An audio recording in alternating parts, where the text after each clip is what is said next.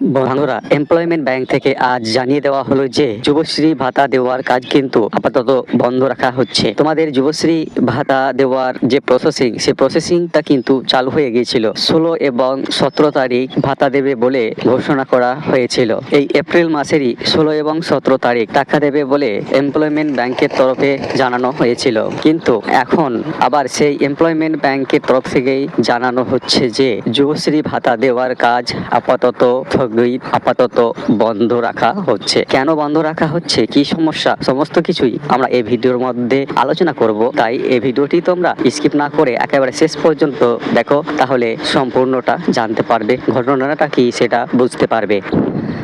বন্ধুরা, তোমরা electronic media এবং সোশ্যাল মিডিয়া এবং বিভিন্ন যে মিডিয়া মাধ্যম আছে আমাদের দেশে, সেই মিডিয়া মাধ্যমে তোমরা জানতে পারছো যে বর্তমানে কয়েকদিন আগে আমাদের কেন্দ্রীয় সরকার অর্থাৎ আমাদের ভারত সরকার একটি বিল পাস করেছে, যে বিলটির নাম হচ্ছে ওয়াকফ অ্যামেন্ডমেন্ট বিল 2025।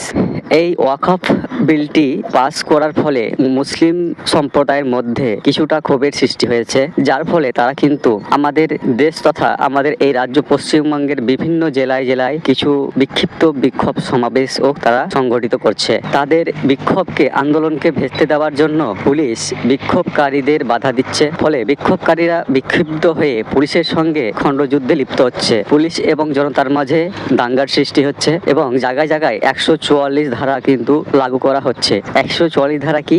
144 ধারা কিন্তু যে জায়গায় লাগু করা হয় সে জায়গায় কাউকে যেতে দেওয়া হয় না। কোনো সাধারণ নাগরিকের সেখানে যাওয়া নিষেধ থাকে, একমাত্র মিডিয়ারাই সেখানে যেতে পারে।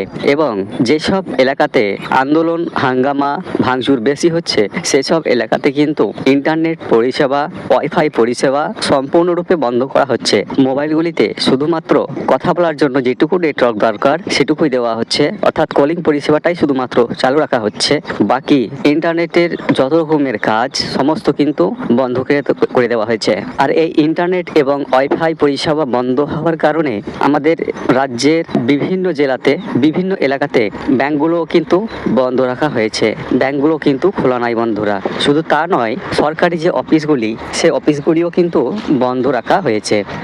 এবার এর সঙ্গে যুবশ্রী ভাতার সম্পর্ক কি? তোমরা আমার এতক্ষণ যারা ভিডিওটা দেখেছো তারা এটাই ভাবছো। বন্ধুরা, যুবশ্রী ভাতা না দেওয়া বা দেওয়ার ক্ষেত্রে এর একটা সম্পর্ক আছে। আর সেই সম্পর্কটা হচ্ছে যে তোমাদের যুবশ্রী ভাতা যে দেওয়া হয় এটা কিন্তু বিভিন্ন ট্রেজারির মাধ্যমে দেওয়া হয়। ট্রেজারি কি? সেই ট্রেজারি যেখান থেকে তোমাদের ব্যাংক অ্যাকাউন্টে টাকা পাঠানো হয়। যদি তোমাদের ব্যাংক অ্যাকাউন্টে কলকাতার ট্রেজারি থেকে পাঠানো হয় টাকা, তাহলে তোমাদের কিন্তু সমস্যা নাও হতে পারে। 16 এবং 17 তারিখ টাকা দেওয়া হতে পারে। কিন্তু বিভিন্ন সময়ে বিভিন্ন জেলার সাব ডিভিশনগুলিতে যে ট্রেজারিগুলি থাকে, তোমাদের জেলার যে ট্রেজারিগুলি, সেই ট্রেজারির মাধ্যমেও কিন্তু, সেই ট্রেজারি থেকেও কিন্তু তোমাদের ব্যাংক অ্যাকাউন্টে টাকা ট্রান্সফার করা হয়। এক্ষেত্রে তোমাদের ট্রেজারিগুলিতে নেটওয়ার্ক বা ইন্টারনেট বা ওয়াইফাই পরিষেবা না থাকার কারণে তোমাদের অ্যাকাউন্টে কিন্তু টাকা সেন্ড করা সম্ভব হচ্ছে না। অর্থাৎ এই ইন্টারনেট পরিষেবা রাজ্যের সমস্ত জায়গায় উপলব্ধ না থাকার কারণে কিন্তু তোমাদের ব্যাংক অ্যাকাউন্টে টাকা ট্রান্সফার করা সম্ভব হচ্ছে না।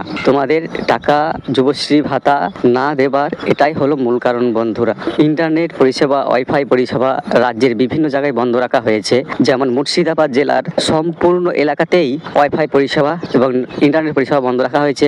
বীরভূমের কিছু অংশে, মালদার কিছু অংশে, নদিয়ার কিছু অংশে ওয়াইফাই পরিষেবা কিন্তু বন্ধ রাখা হয়েছে। সম্প্রতি আবার ভাঙড়েও গন্ডগোল শুরু হয়েছে এবং রাজ্যের আরও কিছু কিছু জায়গায়ও পুলিশের সঙ্গে জনতার খণ্ডযুদ্ধ হয়েছে, সেখানেও ইন্টারনেট পরিষেবা বন্ধ রাখার কথা ভাবছে পুলিশ প্রশাসন। অর্থাৎ ইন্টারনেট পরিষেবা যদি রাজ্যের সমস্ত জায়গায় চালু না থাকে, যেসব ট্রেজারিগুলিতে যুবশ্রীদের ফান্ড সংরক্ষিত আছে, সে ট্রেজারি থেকে যদি টাকা সেন্ড করা সম্ভব না হয়, তাহলে তোমাদের কি করে বা টাকা দেওয়া হবে? অর্থাৎ বন্ধুরা, রাজ্যের পরিস্থিতি স্বাভাবিক যদি না হয়, রাজ্য যদি আইন শৃঙ্খলার দিক থেকে সম্পূর্ণ সেভ না হয়, তাহলে কিন্তু তোমাদের টাকা দেওয়া হবে না।